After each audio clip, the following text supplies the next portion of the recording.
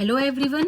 आज के हम लोग लीगल नियति के सीरीज में भारतीय न्याय संहिता का सेक्शन 304 को थोड़े डिटेल में देखेंगे कि ये सेक्शन 304 कौन से ऑफेंस को डिफाइन करता है और क्या कहता है।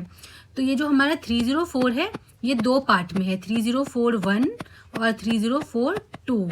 तो 1 जो है वो स्नैचिंग को डिफाइन करता है, 2 जो है वो स्नैचिंग के पनिशमेंट के बारे में बात करता है। तो चलिए आज देखते हैं कि स्नैचिंग आखिर होता क्या है।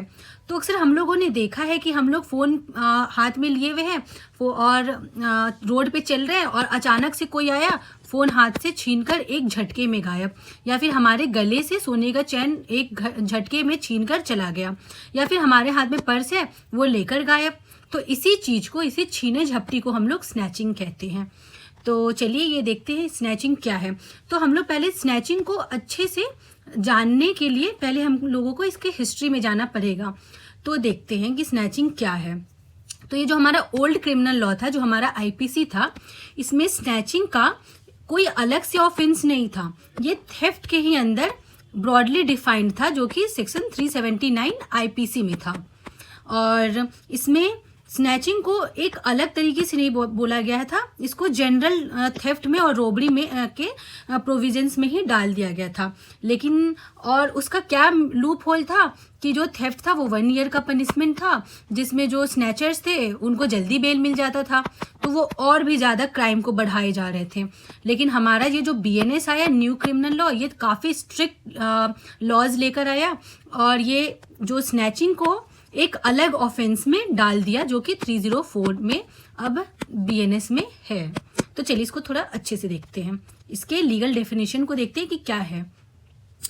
तो ये जो स्नैचिंग का ऑफेंस है ये कहता है कि कोई भी ऑफेंडर चोरी करता है, थेफ्ट करता है और इंटेंशन के साथ करता है कि वो थेफ्ट करेगा, और कैसे करता है, सडनली, क्विकली और फोर्सबली, यानी कि अचानक से, अनएक्सपेक्टेडली, और क्विकली मतलब बड़ी तेजी से आया और सीधे लेके गायब, फोर्सबली यानी कि ज़बरदस्ती आपके हाथों से छीना झपटी किया, आप पकड़ रहे, वो छीन कर भाग गया। तो ये और क्या चीज़ का किया, सबसे मेन इम्पॉर्टेंट पॉइंट है कि क्या लेकर गया, तो है कि आपका मूवेबल प्रॉपर्टी। इट मीन्स कि ऐसा प्रॉपर्टी जो एक जगह से दूसरे जगह मूव कर सके। जैसे मैंने बताया ना, फ़ोन एक जगह से दूसरी जगह मूव कर रहा है ना, ऐसा तो नहीं कि आपका घर लेके कोई भाग गया, ये तो इमूवेबल प्रॉपर्टी है। तो आपके मूवेबल प्रॉपर्टी को आपके पोजीशन से लेकर भाग गया, समझ रहे हो। ऐसा नहीं कि आप रोड पे आपका फ़ोन है और वो लेकर गया, तो यहाँ स्नैचिंग नहीं लगेगा। आपके पोजीशन से लेके भाग गया, आपके हाथ से, आपके घर से तो नहीं, क्योंकि रोड पे स्नैचिंग का ऑफेंस होता है, तो आपके हाथ से लेकर भाग गया।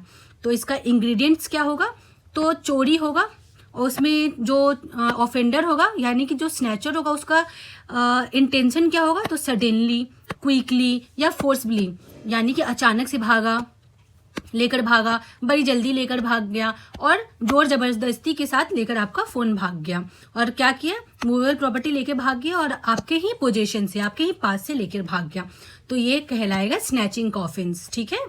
और अब इसके पनिशमेंट को देखते हैं। तो इसका जो पनिशमेंट है, जैसा कि मैंने कहा था, 304 के 2 सबसेक्शन में डिफाइंड है, तो गिवन है। तो इसका क्या कहता है कि कितने साल का पनिशमेंट होगा। तो जो हमारा आईपीसी था वो इतना स्ट्रिक्ट नहीं था, तो 1 ईयर का था। तो अब इसको BNS में ऐड ऑन किया गया, सेपरेट ऑफेंस डाल के।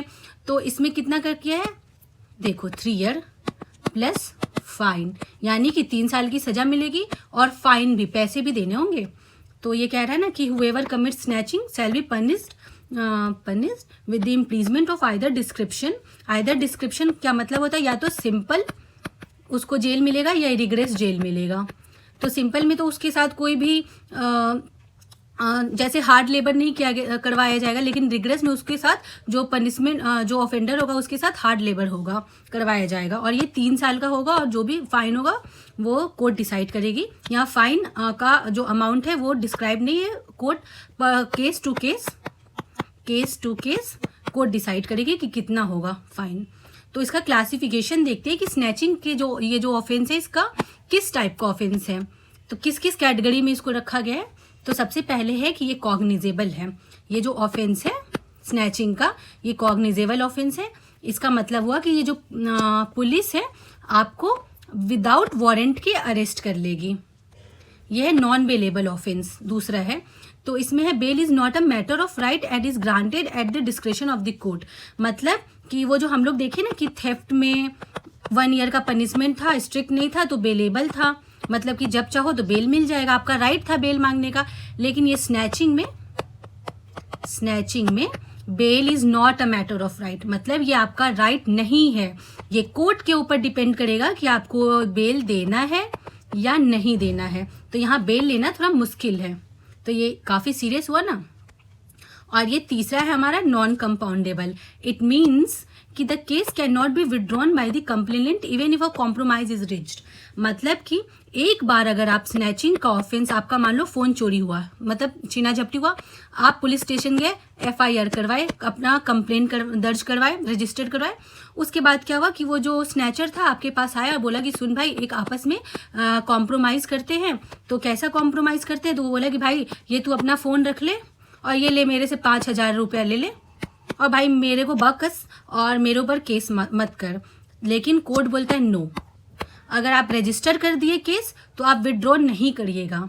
कंप्लेनेंट जो मैं हूँ या आप हो, अगर रजिस्टर हम लोग कर दिए तो अब कॉम्प्रोमाइज़ भी का सिचुएशन है तो वो नहीं हो पाएगा। तो इसको कहते हैं नॉन कंपाउंडेबल। आप इसको बोलेंगे ट्राइबल कौन करेगा, यानी कि संज्ञान मतलब कॉग्निजेंस कौन लेगा? तो कोई भी मैजिस्ट्रेट, जैसे 1st क्लास या 2nd क्लास मैजिस्ट्रेट, कोई भी, ठीक है।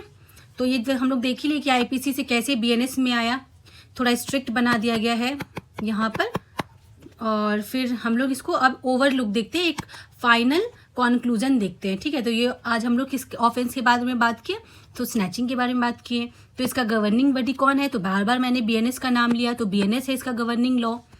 तो ट्रायल कोर्ट कौन है? तो इसका एनी मैजिस्ट्रेट है, जैसे 1st क्लास 2nd क्लास, कोई भी मैजिस्ट्रेट ट्राई कर सकता है। डिफाइनिंग कौन सा सेक्शन है? तो 3041 में डिफाइन किया गया है। अब पिनल सेक्शन मतलब पनिशमेंट कहाँ प्रोवाइडेड है? तो 304 के 2 में प्रोवाइडेड है। तो अब बोल रहा है पनिशमेंट कितना है? तो 3 इयर्स का है प्लस फाइन है। अब बोला क्लासिफिकेशन क्या है इसका? तो कॉग्निजेबल है, अरेस्ट कर लेगा without warrant police. Non bailable है, आपका राइट नहीं है बेल का, जाओ जेल। नॉन कंपाउंडेबल, विड्रॉ नहीं कर सकते हो। अब इसको देखते हैं कि इसका प्रोसीजरल सेक्शंस क्या है। तो ये BNSS का प्रोसीजरल सेक्शंस है। तो FIR होगा BNSS के 173 सेक्शन में, इन्वेस्टिगेशन होगा सेक्शन 176 में, चार्जशीट होगा फाइल 193 सेक्शन BNSS में, और फ्रेमिंग ऑफ चार्जेज होगा सेक्शन 251 BNSS, हमारा भारतीय न्याय सुरक्षा संहिता। तो अब देखो ये की चेंजेस क्या आया। तो जैसा मैंने बोला ना कि ये IPC में पहले नहीं था लेकिन BNS में आया, तो फर्स्ट टाइम कोडिफिकेशन उसका, ये ऑफेंस का कोडिफिकेशन हुआ है। और किस में हुआ है? तो डिस्टिंक्ट ऑफेंस, यानी कि डिफरेंट ऑफेंस में। और कहाँ हुआ है? तो हमारे इंडियन लॉ में हुआ है। तो आज के लिए इतना ही।